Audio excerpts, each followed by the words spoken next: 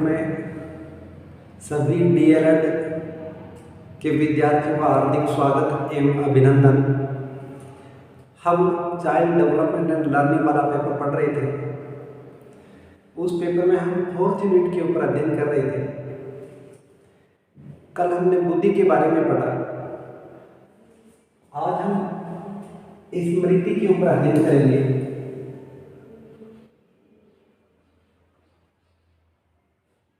कल हमने किसके ऊपर चर्चा की थी? बुद्धि के ऊपर चर्चा की थी। बुद्धि लब्धि ज्ञात करने का सूत्र क्या है? बुद्धि लब्धि कैसे ज्ञात करते हैं? IQ बराबर, पिछली बार ये क्वेश्चन पूछा गया था, IQ बराबर MA/CA × 100, यानी मानसिक योग्यता बटा मानसिक आयु बटा वास्तविक आयु × 100। ये क्वेश्चन पूछा गया था। तो आज हम किसके ऊपर चर्चा कर रहे हैं? स्मृति के ऊपर चर्चा कर रहे हैं, मेमोरी के ऊपर चर्चा कर रहे हैं।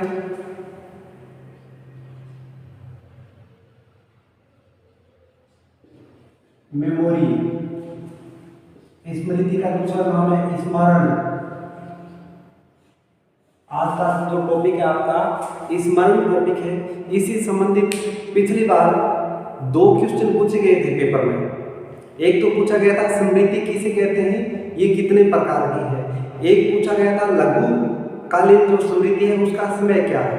तो हम आगे पढ़ेंगे, उस समय बताऊंगा आपको मैं। तो हम स्मृति के ऊपर चर्चा करेंगे। स्मृति क्या है? स्मृति एक मानसिक प्रक्रिया है। मानसिक प्रक्रिया है। मेमोरी क्या है? कि मानसिक प्रक्रिया। आप कभी मेमोरी का नाम देख करके वो कंप्यूटर वाली मेमोरी याद मत कर लेना। कंप्यूटर में जो मेमोरी होती है वो अलग होती है। यहाँ मस्तिष्क से संबंधित है। या किससे संबंधित है? मस्तिष्क से संबंधित बात कर रहे हैं। मानव के मस्तिष्क से संबंधित मेमोरी की चर्चा हो रही है। यह क्या है? कि मानसिक प्रक्रिया है। मेमोरी क्या है? कि मानसिक प्रक्रिया है। जो बीता हुआ है, जो बीता हुआ है उनको वर्तमान चेतन मन में लाना। बीता हुआ है उनको वर्तमान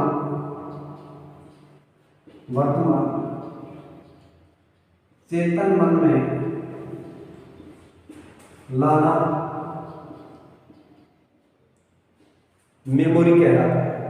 जो बीता हुआ है उनको वर्तमान चेतन मन में लाना क्या कहलाता है? मेमोरी। मेमोरी का अर्थ है याद है।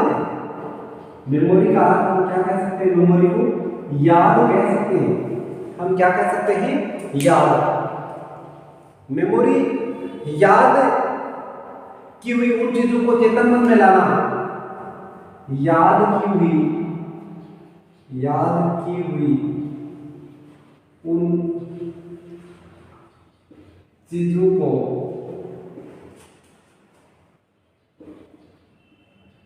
चेतन मन में लाना स्मृति या स्मरण कहलाता है, मेमोरी कहलाती है। याद की हुई उन चीजों को किस में लाना? चेतन मन में लाना। अचेतन मन से किसके अंदर लाएंगे हम? चेतन मन में ले आते हैं। वही क्या है? मेमोरी है। याद की हुई बातें, पीछे हमने कोई किसी वस्तु को याद कर लिया, किसी चीज को हमने याद कर लिया, उसको वर्तमान समय में जब वापस ले आते हैं तो वो क्या है? स्मृति है, मेमोरी है, स्मरण है।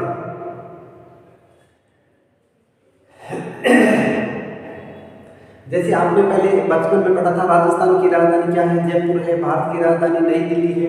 ये बातें आपके पहले से याद कर रखी है आपने। तो कोई आपसे पूछता है वो वर्तमान समय में आ जाती है। वो किस में आ जाती है? वर्तमान समय। याद आपने कब की थी? बीते हुए समय। तो बीता हुआ उनको वर्तमान चेतन मन में लाना क्या है? स्मृति है। याद की हुई चीजों को चेतन मन में लाना क्या है? स्मृति है, स्मरण है। स्मृति की सबसे पहले हमारे मनोवैज्ञानिक हुए थे एबिंगहॉस। उसने चर्चा की थी इसके ऊपर। किसने चर्चा की थी? एबिंगहॉस।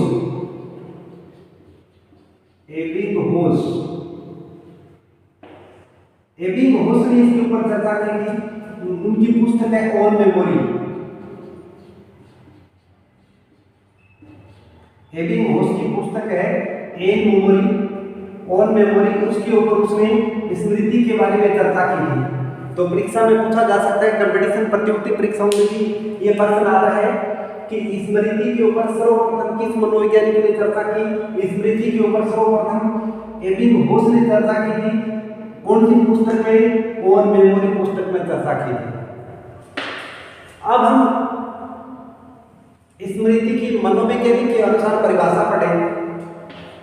जैसे हमारे मनोवैज्ञानिक हुए थे वुडवर्थ, उन्होंने क्या परिभाषा दी है? वुडवर्थ ने पूर्व में एक बार सीखी गई। वुडवर्थ ने क्या कहा है? वुडवर्थ ने क्या कहा है? वुडवर्थ ने कहा है पूर्व में सीखी गई, पूर्व में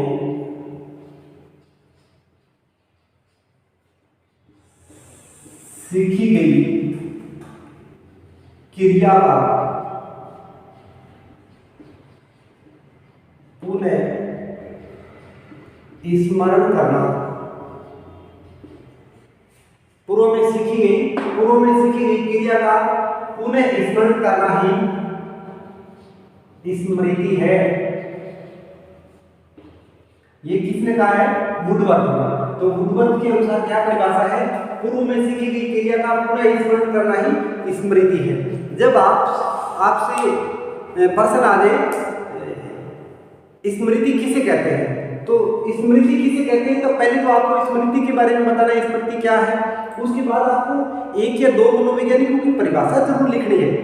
जैसे बुद्धि क्या है, बुद्धि के ऊपर प्रश्न आ गया तो पहले तो बुद्धि की डेफिनेशन देनी है आपको, वह एक मानसिक प्रक्रिया है। और उसके बाद दो तीन मनोवैज्ञानिकों की परिभाषा जरूर लिखनी है, ताकि जो कॉपी चेक करने वाला एग्जामिनर है उनके दिमाग में ये आ जाए कि हाँ बच्चे को ज्ञान है, बच्चे ने कुछ पढ़ा है।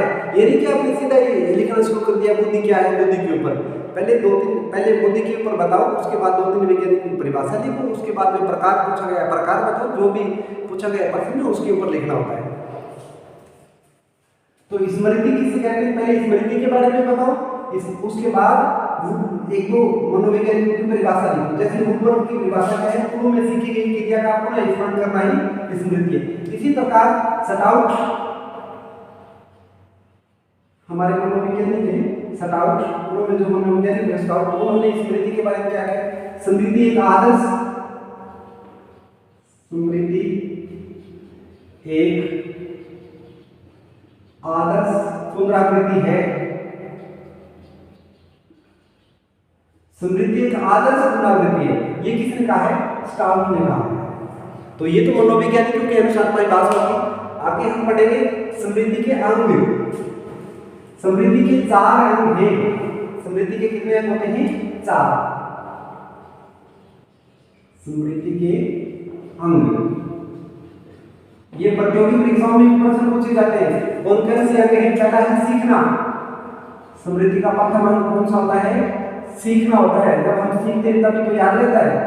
पहला अंग सीखना है। दूसरा है धारण करना, धारण करना यानी सीखी हुई बात को याद रखना, सीखी हुई बात को कंठस्थ कर लेना, सीखना।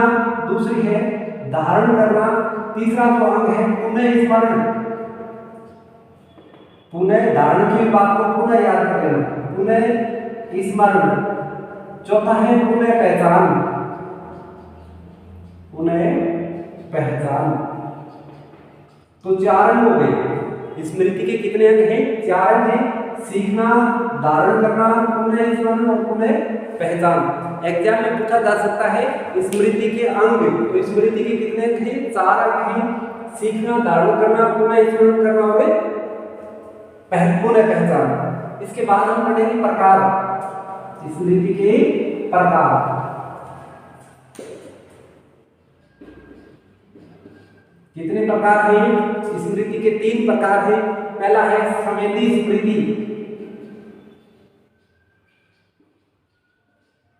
संवेदी स्मृति नाम से स्पष्ट हो रहा है। संवेदी स्मृति यानी जो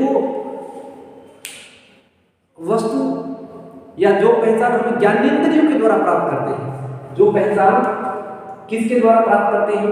ज्ञानेंद्रियों के द्वारा जो प्राप्त करते हैं वो कौन सी स्मृति कहलाती है? संवेदी स्मृति कहलाती है। कौन सी स्मृति कहलाती है? संवेदी स्मृति। इन्हें हम पहली स्मृति कहते हैं। कौन सी स्मृति कहते हैं? पहली स्मृति है ये।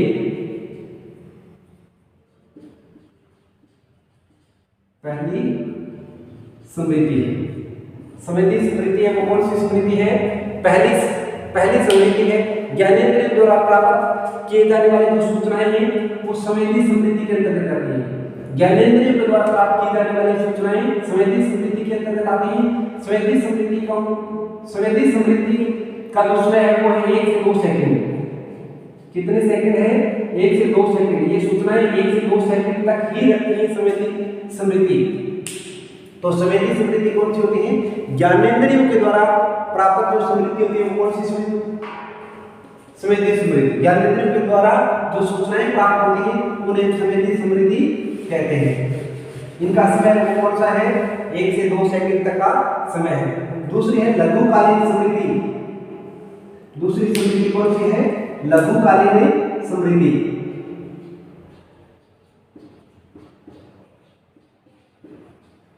यहां से परीक्षा में प्रश्न पूछ किया गया था लघुकालीन स्मृति।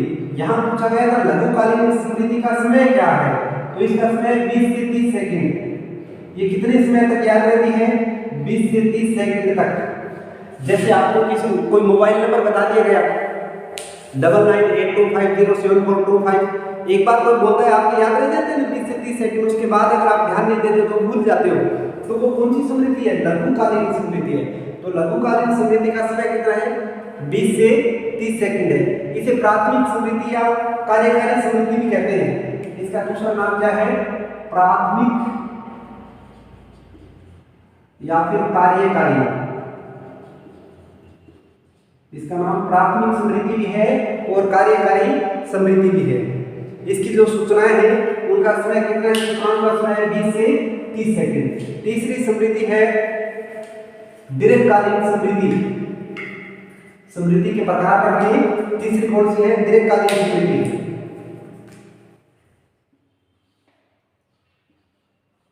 दीर्घकालीन स्मृति, यही प्रश्न आया था पिछली बार परीक्षा में। स्मृति किसे कहते हैं? स्मृति के प्रकार लिखो। तो स्मृति के 3 प्रकार हैं: संवेदी स्मृति, लघुकालीन स्मृति और दीर्घकालीन स्मृति। अब हम आगे बढ़ेंगे स्मृति की अवस्थाएं। पहले हमने क्या पढ़ा था? अंक कितने थे? 4 अंक। और कौन से? सीखना, धारण करना, पुनः स्मरण और पुनः पहचान। इसके बाद हमने क्या पढ़े? प्रकार। कितने प्रकार हैं? 3 प्रकार हैं: संवेदी स्मृति, लघुकालीन स्मृति और दीर्घकालीन स्मृति। अब हम पढ़ेंगे अवस्थाएं, स्मृति की अवस्थाएं।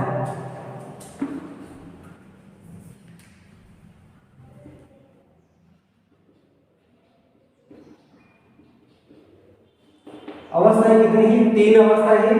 कौन कौन सी? संकेत के रूप में ग्रहण करना। पहली अवस्था है संकेत के रूप में ग्रहण करना। किसी चीज को संकेत के रूप में हम ग्रहण करते हैं, किसी याददाश्त को हम संकेत के रूप में ग्रहण करते हैं। दूसरी है संग्रह करना। जो संकेत के रूप में, ज्ञानेंद्रिय के रूप में हमने ग्रहण कर लिया, उसका फिर क्या करते हैं? संग्रह करते हैं। तो दूसरी अवस्था वही संग्रह करना। संग्रह करना या फिर इसे हम धारण करना भी कहते हैं, धारण करना। और तीसरी अवस्था है वो है पुनः प्राप्ति। पुनः प्राप्ति। तो ये था स्मृति से संबंधित बिल्कुल ही छोटा सा टॉपिक।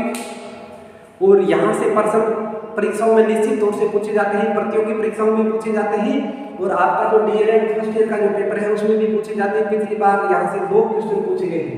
तो बिल्कुल ही सरल सा टॉपिक है। मुझे आशा नहीं, पूर्ण विश्वास भी है ये टॉपिक आपके समझ में आया।